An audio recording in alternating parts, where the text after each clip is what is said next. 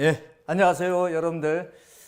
이번 시간은 2023년도 1차 시험, 우리 순경 채용 시험 관련돼서 강평, 강평, 총평 이런 거 하고요. 그 다음에 1차 시험 출제와 관련돼서 여러 가지 이제 비하인드 스토리 이런 것들을 관련돼서 간단히 하고, 그렇다면 2차 시험, 그 다음에 간부 시험은 어느 정도 수준으로 출제될 것인지에 대한 예상만 해보도록 하겠습니다. 자, 먼저 이번 여러 과목이 있는데 헌법, 형사법, 경찰학이 있는데 제가 담당하는 과목이 경찰학이니까 경찰학 위주로 쭉 설명하도록 하겠습니다. 경찰학 출제는 두 분이 들어갔어요. 동국대 석박사, 경찰학 관련된 석박사를 받으신 분이 들어갔고, 그 다음에 범죄학 한 분이 들어가셨는데 전의경 특채의 범죄학 과목을 또 출제하게 돼서 한 분 또 들어갔어요. 그래서 결론적으로는 범죄학 교수님 두 분, 이분들도 동국대 석박사, 범죄학과 관련돼서 받으신 분들이고, 그 다음 행정법 교수님, 행정법을 전공하신 행정법 교수님 한 분이 들어가셨어요. 이렇게 해서 우리 이번 1차 시험과 관련돼서는 경찰학 전공 두 분, 범죄학 한 분, 행정법 한 분, 그래서 네 분이 들어가셨고, 그 다음에 전의경 특채와 관련돼서 20문제가 출제되는 범죄학 있죠. 범죄학 출제 교수 한 분 더 들어가세요.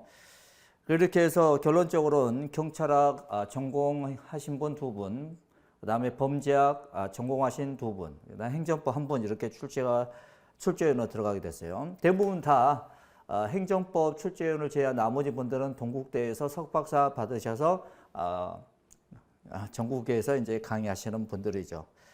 근데 경찰대 출신 동국대 또는 스카이대 등에서 석박사 받으신 분들도 출전으로 초빙이 되는데, 이번 1차 시험에서는 초빙이 안 됐다는 거, 이런 것도 이제 아시면 될 것 같아요. 그런데 왜 2023년도 1차 시험이 이렇게 쉬웠느냐? 2022년도 2차 시험에 우리 순경 채용 시험이 상당히 난이도가 높았죠. 특히 경찰학. 그다음에 기존에 경찰학 공부하던 친구들은 행정법과 관련된 정말 어려운 판례들을 우리가 시험에서 목격하게 되고 많이 이제 틀렸어요. 그러다 보니까 또한 출제 오류도 있었고요. 이 출제 오류는 대체적으로 있을 수가 없는데, 있는 이유는 뭐냐면 문제를 다 출제하고 나서 검토위원이 다 검토를 한 다음에 다 마쳤어요. 그런데 출제위원이 자기가 전공한 내용을 별도로 출제를 더 하고 싶은 거야. 그래서 기존에 검토가 끝난 문제를 갑자기 바꿔버리는 경우에, 이런 경우에 이제 출제 오류가 있을 수가 있죠. 그래서 출제 오류도 있었어요. 2차 시험에. 너무 어려웠고요. 그리고 2차 시험에서 우리 경찰학과 관련돼서 정답률이 있을 거 아닙니까? 1번부터 40번까지 정답률이 평균적으로 20%였다는 거예요. 20%대. 네? 정답률이 20%였다는 거예요. 20%대. 그래서 또한 2차 시험에 전의경 특채가 있는데, 전의경 특채에서 많은 학생들이 또 까락등이 나옴으로 인해서 뽑고자 했던 인원들을 많이 못 뽑은 거예요. 그래서 이번에 2차 시험에 전의경 특채 시험이 같이 보게 된 겁니다. 이런 사정들 때문에 경찰청 고시계에서는 문제를 좀 쉽게 출제를 해주라. 계속해서 출제위원들에게 요구를 한 거였죠. 그 대신 면접에서 우리가 떨어뜨리겠다. 면접에서. 이런 기조였고, 계속 출제위원들에게 그 부분에 대해서 계속해서 이제 강조를 했죠. 근데 이번에 출제위원으로 들어가신 분들 전부 다 경찰행정학과에서 강의를 하시는 분이고, 그러다 보니까는 경찰청의 고시계에서 쉽게 내라는 요구를 받아들일 수밖에 없었죠. 아무튼 그래서 이번에 문제가 상당히 쉽게 나왔다. 그래서 노량진 등의 학원에서는 이번 시험과 관련돼서 여러분들 해설 강의하는 거 거의 없잖아요. 왜? 해설 강의할 의미가 없으니까. 특히 경찰학과 관련돼서는 어떤 학생들은 카페에 글 올린 거 보니까는 10분 만에 풀었다는 겁니다. 저도 훑어보니까는 경찰학 동국대에서 석박사 받으셔서 대학교에서 강의하시는 이 경찰학 석박사 받으신 분들이 역량이 어떻게 되는지 모르겠습니다만은 기존의 기출문제 그대로 뵙겠죠. 문제가 많아요. 문제가 많습니다. 아무리 쉽게 내라고 해서 기존의 기출문제를 대부분 막 100개면 됩니까? 역량이 부족한 거죠. 역량이 부족하다. 그리고 범죄학 있죠, 범죄학. 범죄학이 이번에 순경시험에서 나왔다는 거야. 우리가 범죄학 그러면은 우리가 일반적으로 경찰학 개론체 보면 생활경찰 제일 앞부분에 범죄론 파트가 나오죠. 이 부분에 범죄 원인, 범죄 예방, 이런 부분들이 대체로 출제가 됐는데 이번에는 범죄학과 관련돼서 뭐 화이트 칼라 범죄 등이 출제됐죠. 이번에 마약 관련된 범죄가 출제됐습니다. 그런데 이걸 이제 범죄학으로 봐도 되지만 과거에 우리가 수사란 과목이 있었을 때 수사 문제입니다. 수사 문제. 과거에 수사란 과목이 우리 경찰 시험에 필수로 했었을 때 수사 과목이 없어지고 한국사가 들어왔는데요. 이 수사란 과목이 있었을 때 과거에 마약 범죄, 그 다음에 컴퓨터 범죄, 사이버 범죄, 그 다음에 또 뭡니까? 화이트 칼라 범죄, 블루 칼라 범죄 이런 거 다 했어요. 다 했어요. 그때 당시 선생님도 수사도 강의했기 때문에 수사의 기출문제집이 다 있을 거 아닙니까? 그래서 기존의 수사의 기출문제집을 훑어보니까는 이번 우리 승진문제에서 나오는 문제들, 사이버 범죄들, 간부시험에 나오는 문제, 컴퓨터 범죄, 전부 다 과거의 수사의 문제에 기출했던 문제들 그대로 100개 가져온 거더라 이겁니다. 그래서 제가 승진 대비 우리 실무종합 모의고사에서도 사이버 범죄, 컴퓨터 범죄, 이런 마약류 범죄 이런 것들을 이제 많이 출제를 했죠. 이번에 간부시험 사순환 이후에 모의고사는 제가 또 화이트 칼라 범죄, 마약 범죄, 컴퓨터 범죄, 사이버 범죄, FBI가 분류한 컴퓨터의 수법별 범죄 뭐 이런 것들을 모의고사에 많이 넣어놨습니다. 아무튼 범죄, 우리 경찰 순경 채용 시험에서는 이 정도에서 출제하면 되는 거죠. 과거에 수사에서 출제됐던 그런 거 낼 필요가 없다는 거죠. 낼 필요 없다고. 왜 그럽니까? 범죄학은 우리 경영과 특채라든지 간부시험에 이 범죄학이란 과목이 있고 여기다 출제하면 되는 거야. 근데 왜 일반 순경 공채시험에 범죄학 과거에 수사에서나 출제됐던 것들을 출제하는지 모르겠다는 겁니다. 근데 보니까는 이 범죄학을 전공하고 석박사 받아서 동국대에서 경찰행정학과에서 강의하시는 분들이 이 범죄학 있죠? 이걸 좀 더 비중을 높이려고 하는 거예요. 그래서 생활안전경찰 파트에 있던 범죄학을 경찰학 총론 경찰 윤리 파트에서 윤리 파트 앞에다가 기본 개념, 그 다음에 이쪽에 범죄론을 여기다 넣으려는 거예요.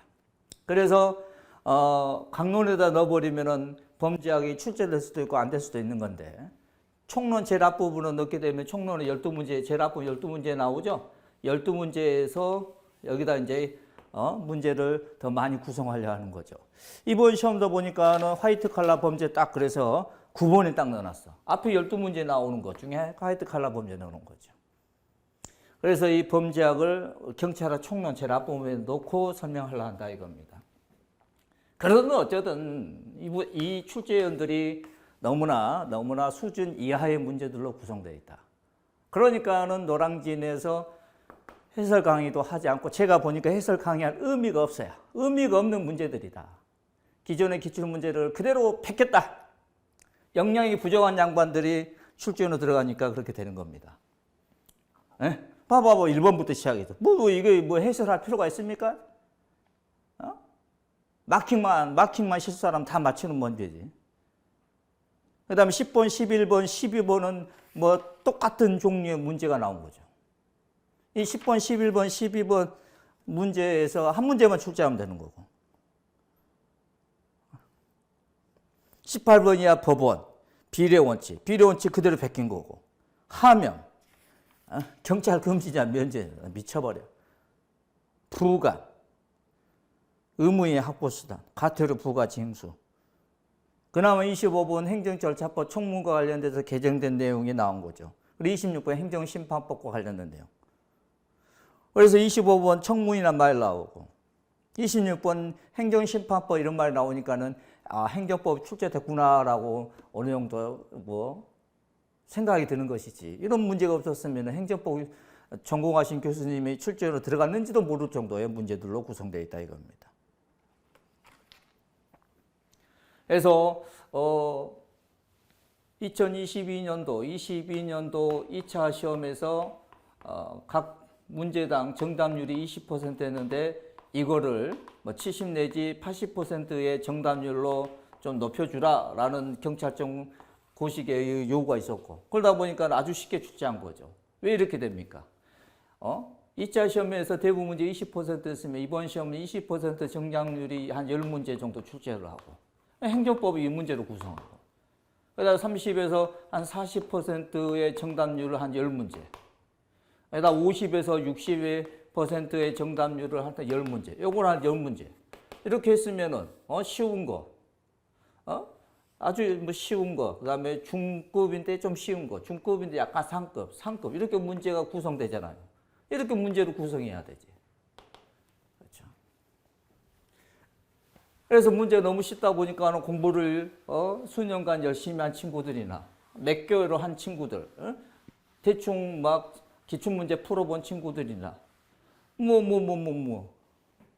점수는 다 비슷비슷하고 말이죠.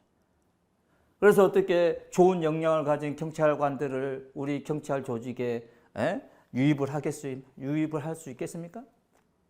어느 정도 20%의 10문제, 30-40% 10문제 정답률에 50-60% 10문제, 70-80% 10문제 이렇게 해야만이 공부를 좀 오래 한 친구들은 열심히 한 친구들은 고득점하고 그냥 기출문제 달달달한 게 한 친구들은 까라하고로 떨어지게 만들고 이렇게 해야 되는 것이지. 문제가 너무 쉬우니까 6개월을 한 친구나 2-3년 한 친구나 다 똑같이 문제 정답 맞춰버리면 문제 변별력이 있겠어요? 좀 각성을 좀 하시기 바랍니다. 출제원으로 들어가신 분들은. 그리고 또 우리 행정법을 출제하신 교수님은 행정법 문제를 너무 쉽다, 너무 기초적이다 생각해서 난이도가 있는 문제로 구성하려 해도 3명의 승진한 친구들이 있어요. 승진, 경사, 경장, 경위 이렇게 3명의 친구들이 이 행정법 문제를 풀어보더니 처음 보는 질문들이다. 뭐가 뭔지 하나도 모르겠다. 그래서 개념만 출제한 문제 풀어봐도 처음 보는 질문이다. 처음 볼 수밖에 없지, 이 친구들은. 이 친구들이 경찰 조직 들어갈 때 행정법이라는 거 배우고 들어갔습니까? 행정심판법이라는 거 배우고 들어갔어요? 청문이라는 거 배우고 들어갔어요? 행정기본법 이런 게 있었나요? 이 친구들이 경찰 조직 들어갈 때? 그러니까 처음 보는 거지. 처음 보는 거죠, 이 친구들은. 아주 기본이어도. 그런데 지금 노량진이라든지 신림동에서 공부하는 많은 경찰 수험생들은 이미 행정법을 2022년도 2차 시험에서 난이도 있게 출제되다 보니까 행정법을 난이도 있게 공부를 했는데 이런 식으로 문제를 내버리니까 이 친구들이 허망하죠. 그러니까는 행정법 전공하신 교수님 출제에 들어갔는지 안 들어갔는지 모르겠다. 안 들어간 것 같다. 그러면 2차 시험 때는 행정법 전공하신 분이 들어가겠다. 이런 말을 한단 말이죠. 그러면 이런 승진한 친구들을 놀려면 경감 승진하신 분들, 2차 싸고들 경감 승진하신 분들한테 한번 물어보라 하든지 이렇게 해야 되지 않을까요? 아니면 경찰, 옛날에 경찰 행정학과 특채 행정법 보던 친구들, 이 친구들을 오락에서 한번 풀어보라 한다든지 이렇게 해야 될 거 아닙니까? 그래서 1차 시험은 출제위원들이 아무리 경찰청 고시의 지침이 쉽게 내라는 지침이 있었다 할지라도 본인들은 쉽게 냈으니까는 지침대로 잘 냈다고 생각할 수 있겠습니다만 일선에서 수험생들을 지도하는 학원 강사 입장을 봤을 때는 어떻게 보면 직무를 유기했다 라고 생각할 정도의 너무 쉽게 출제를 했다 이겁니다. 너무 쉽게 출제를 했다. 그렇다면 총평할 의미도 없고 그럼 2차 시험은 어떻게 될 것이냐. 너무 쉽게 출제했잖아요. 너무 쉽게. 좀 들어보시기 바랍니다. 노량진 학원가의 총평 강평 이런 것들. 신림동의 총평 강평을 좀 들어보시기 바랍니다. 이런 시험이 뭐 적절하게 출제됐다라고 하는 그런 교수, 뭐 노량진 강사가 있는데 그 강사가 실력이 없는 강사입니다. 이 정도 시험이 적절하게 출제됐다라고 뭐 총평하는 노량진 강사들은 그 강사 자체가 실력이 없는 거예요. 그 강사 자체가 행정법 자체를 모르는 사람이에요. 그럼 이 2차 시험은 어떻게 이제 예상할 것이냐. 아까 좀 전에도 말씀드렸습니다만은 정답률이 20% 정도 되는 10문제. 3, 40% 정도 되는 거 정답률이 한 10문제. 그 다음에 5, 60% 정도 되는 정답률이 한 10문제. 7, 80% 정도의 정답률이 나오는 거 한 10문제. 그래서 난이도를 적절하게 만들면 되지 않을까 싶습니다. 이렇게. 그래서 한 20% 정도 어렵게 낸 것은 행정법 위주로. 그렇죠. 이런 것들은 앞에 경찰 개념 파트, 윤리 파트 이런 부분들. 그리고 이런 부분들은 경찰 강론 있잖아. 강론. 요즘 여러분들 연예인 중에 미스터 유, 아인, 마약 범죄, 장난이게 뉴스 나오죠? 그래서 마약과 관련된 범죄, 마약 범죄와 관련 거. 그렇죠. 그 다음에 또 뭐 며칠 전에 어린이 보호구역에서 퇴직한 공무원이 음주운전해서 아이를 치워서 사망케 했죠. 민식이법과 관련된 거. 민식이법. 음주운전. 어린이 보호구역에서 음주운전으로 어린이 치사상 사건 관련된 거. 그렇죠. 이런 것들.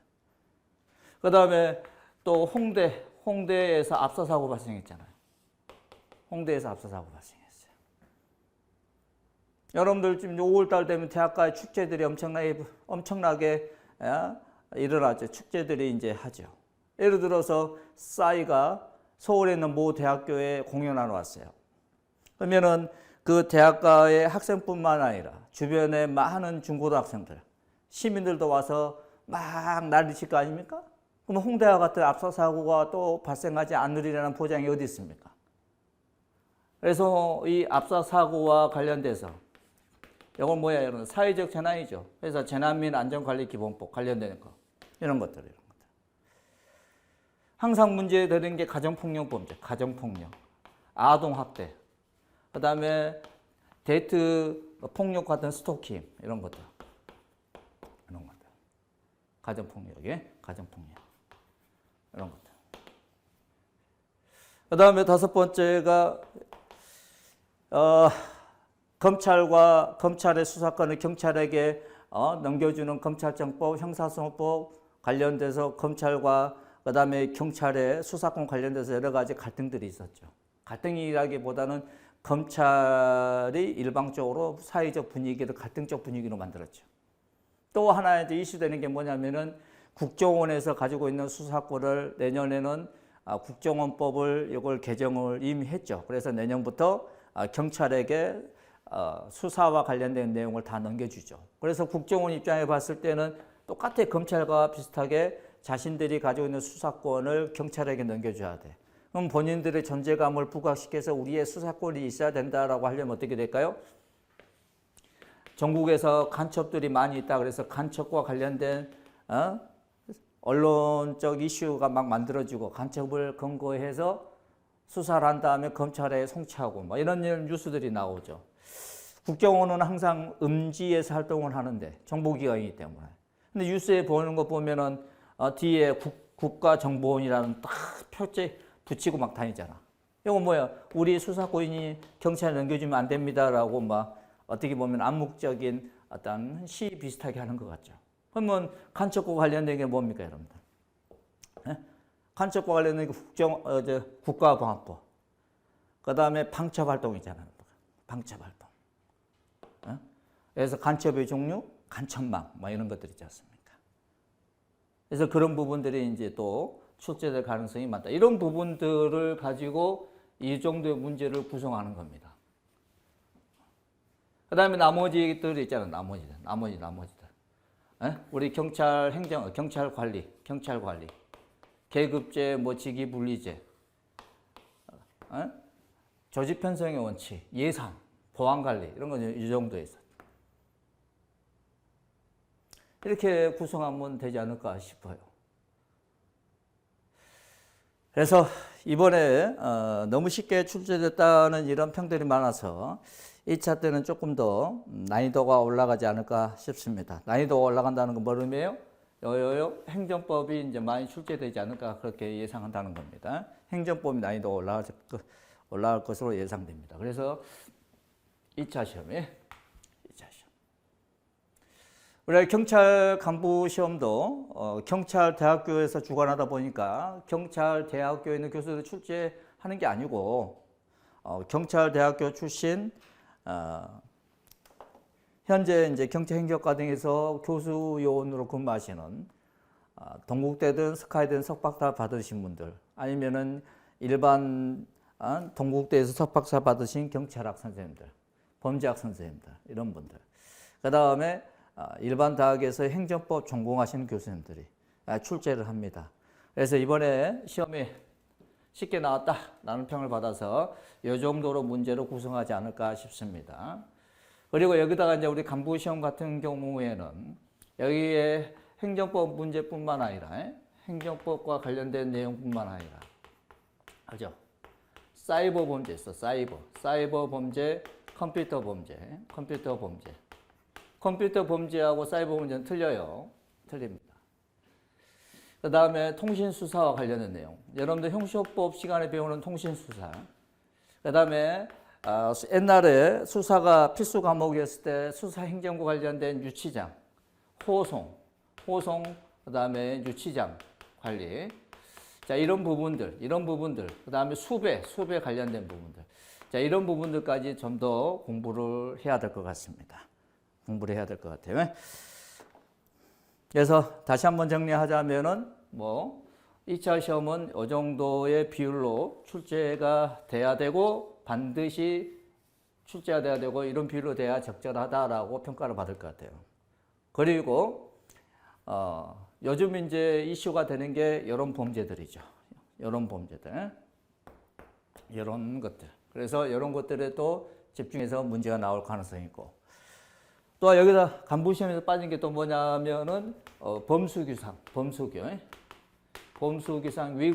외국인, 그 다음에 대사, 공사, 수사시 유의점 이런 것들, 그 다음에 소파와 관련된 내용들. 자, 이런 내용들까지 좀 더 이제 깊게 공부를 하셔야 됩니다.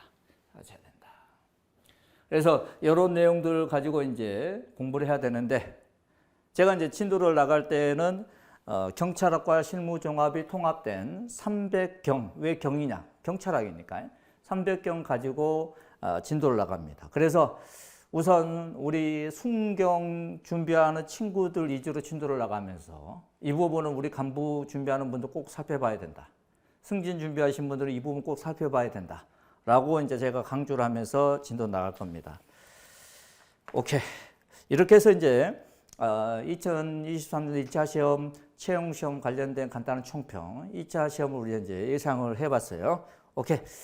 자, 이렇게 해서 총평과 2차 시험 예상을 마치도록 하겠습니다.